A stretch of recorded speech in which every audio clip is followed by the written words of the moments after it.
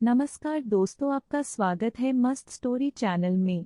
आज की कहानी है सास बिना ससुराल बहू हुई बेहाल। बचपन में एक लोकगीत, यह सास जंगल घास मुझको नहीं सुहाती है। जो मेरी लगती अम्मा सैया की गलती सासू मुझको वही सुहाती है। सुनकर सोचा शायद सास के जुल्म से तंग आकर किसी दुखी नारी के दिल से यह आवाज निकली होगी। कॉलेज में पढ़ने लगी तो किसी सीनियर को कहते हुए सुना, ससुराल से नहीं सास से डर लगता है। यह सब देख सुनकर मुझे तो सास नामक प्राणी से ही भय हो गया था। मैंने घर में ऐलान कर दिया था कि पति चाहे कम कमाने वाला मिले मंजूर है, पर ससुराल में सास नहीं होनी चाहिए। अनुभवी दादी ने मुझे समझाने की कोशिश की कि बेटी सुखी जिंदगी के लिए सास का होना बहुत जरूरी होता है, पर मम्मी ने धीरे से बुदबुदाया कि चल मेरी न सही तेरी मुराद तो पूरी हो जाए। शायद भगवान ने तरस खाकर मेरी सुन ली। ग्रेजुएशन की पढ़ाई खत्म होते ही मैं सास विहीन ससुराल के लिए खुशी खुशी विदा कर दी गई। विदाई के वक्त सारी सहेलियां मुझे बधाई दे रही थीं, यह कहते हुए कि हाय कितनी लकी है तू जो ससुराल में कोई झमेला ही नहीं, राज करेगी राज। लेकिन वास्तविक जिंदगी में ऐसी बात नहीं होती है। सास यानी पति की प्यारी और तेजतर्रार माँ का होना एक शादीशुदा स्त्री की जिंदगी में बहुत मायने रखता है। इसका एहसास सबसे पहले मुझे तब हुआ जब मैंने ससुराल में पहला कदम रखा। न कोई ताना, न कोई गाना, न कोई सवाल और न ही कोई बवाल, बस एंट्री हो गई मेरी बिना किसी झटके के। सच पूछो तो कुछ मज़ा नहीं आया, क्योंकि सास से मिले वेलकम तानों के प्लाट पर ही तो बहुएं भावी जीवन की बिल्डिंग तैयार करती हैं, जिसमें सासू माँ की शिकायत कर सहानुभूति बटोरना, नैनों से नीर बहा पति को ब्लैकमेल करना, देवर ननद को उनकी माँ के खिलाफ भड़काना, ससुर जी की लाडली बनकर सास को जलाना, जैसे कई झरोखे खोलकर ही तो जिंदगी में ताजा हवा के मजे लिए जा सकते हैं। क्या कहूँ और किससे कहूँ अपना दुखड़ा। अगले दिन से ही पूरा घर संभालने की जिम्मेदारी अपने आप मेरे गले पड़ गई। ससुर जी ने चुपचाप चाबियों को गुच्छा थमा दिया मुझे। सखियों, वही चाबियों का गुच्छा जिसे पाने के लिए टीवी सीरियल्स में बहुओं को न जाने कितने पापड़ बेलने पड़ते हैं। कहते हैं न कि मुफ्त में मिली चीज की कोई कद्र नहीं होती। बिल्कुल ठीक बात है, मेरे लिए भी उस गुच्छे को कमर में लटका कर इतराने का कोई क्रेज नहीं रहा। आखिर कोई देखकर कुड़ने वाली भी तो होनी चाहिए। मन निराशा से भर उठता है कभी भी तो गुस्से और झल्लाहट में कभी बेस्वाद खाना बना दिया या किसी को कुछ उल्टा पुल्टा बोल दिया तो भी कोई प्रतिक्रिया या मीनमेक निकालने वाला नहीं है इस घर में। कोई लड़ाई झगड़ा या मनमुटाव नहीं। अब आप सब सोचो, किसी भी खेल को खेलने में मज़ा तो तब आता है जब खेल में द्वंद्वी और प्रतिद्वंद्वी दोनों बराबरी के भागीदार हों। एक तरफा प्रयास किस काम का अब तो लगने लगा है लाइफ में कोई चुनौती नहीं रही, बस बोरियत ही बोरियत।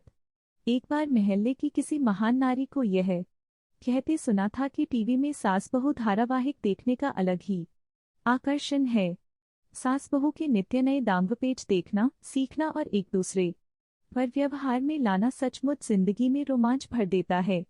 उनकी बातों से प्रभावित होकर मैंने भी सास बहू वाला धारावाहिक देखना शुरू कर दिया। साजिश का एक से बढ़कर एक आइडिया देखकर जोश से भर उठी मैं, पर हायरी मेरी किस्मत, आजमाइश करूं तो किस पर। बहुत गुस्सा आया अपने आप पर। अपनी दादी की बात याद आने लगी मुझे। उन्होंने मुझे समझाने की कोशिश की थी कि बेटा, सास एक ऐसा जीव है जो बहू के जीवन रूपी स्वाद में चाट मसाले का भूमिका अदा करता है, जिससे पंगे लेकर ही जिंदगी जायकेदार बनाई जा सकती है। काश उस समय दादी की बात मान ली होती तो मजबूरन दिल को यह न गाना पड़ता, न कोई उमंग है न कोई तरंग है, मेरी जिंदगी है क्या। सासू बिना बेरंग है, मायके जाने का भी दिल नहीं करता अब तो।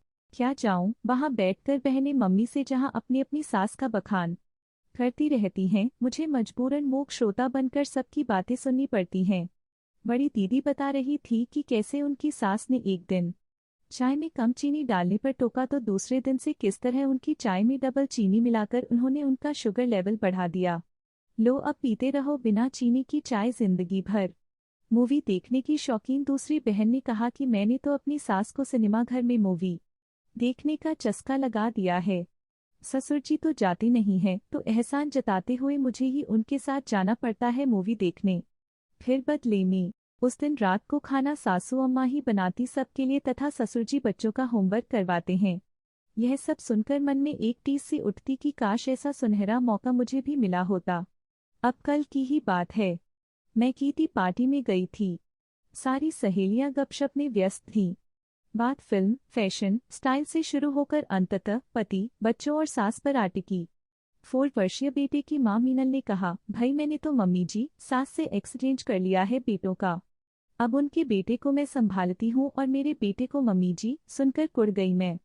सुमिता ने मेरी तरफ तिरछी नज़र से देखते हुए मुझे सुनाते हुए कहा, सुबह पति और ससुर जी के सामने मैं अपनी सास को अदरक और दूध वाली अच्छी चाय बनाकर दे देती हूँ। फिर उनके ऑफिस जाने के बाद से घर के कई छिटपुट कार्य जैसे सब्जी काटना, आटा गूंदना, चटनी बनाना, बच्चों को संभालने में दिन भर इतना व्यस्त रखती हूँ कि उन्हें फुर्सत ही नहीं मिलती कि मुझ में कमी निकाल सकें। शाम को फिर सब के साथ गर्मागर्म चाय और नमकीन पेश कर देती हूँ बस। उसके इतना कहते ही एक जोरदार ठहाका लगाया सारी सखियों ने। बात खास सहेलियों की जाए तो पता चला कि सब ने मिलकर व्हाट्सएप पर एक ग्रुप बना रखा है जिसका नाम है सासूमा, जहां सास की खटी तीखी बातें और उन्हें परास्त करने के तरीके मैसेज एक दूसरे को सेंड किए जाते हैं, जिससे बहुओं के दिल और दिमाग में दिन भर ताजगी बनी रहती है। पर मुझ जैसी नारी को उस ग्रुप से भी दूर रखा गया है, अछूत की तरह। पूछने पर कहती हैं कि ग्रुप का मेंबर बनने के लिए एक आदत सास का होना बहुत जरूरी है। मजबूरन मन महसूस कर रह जाना पड़ा मुझे। अपनी की गई गलती पर पछता रही हूँ मैं। मुझे यह अनुभव हो चुका है कि सास गले की फांस नहीं बल्कि बहू की सांस होती है। बात समझ में आ गई मुझे कि सास बहू दोनों का चोली दामन का साथ होता है। दोनों एक दूसरे के बिना अधूरी और अपूर्ण हैं। कभी भी दिल मचलता है कि काश मेरे पास भी एक तेजतर्रार, दबंग और भड़कीली सी सास होती। पर ससुर जी की अवस्था देखकर यह कहने में संकोच हो रहा है कि पापा एक बार फिर घोड़ी पर चढ़ने की हिम्मत क्यों नहीं करते। आप नई लड़कियों और अविवाहित सखियों, मेरा विचार बदल चुका है। अब दिल की जगह दिमाग से सोचने लगी हूँ मैं कि पति चाहे कम कमाने वाला हो पर ससुराल में एक अदद सास जरूर होनी चाहिए। जय सासू माँ की।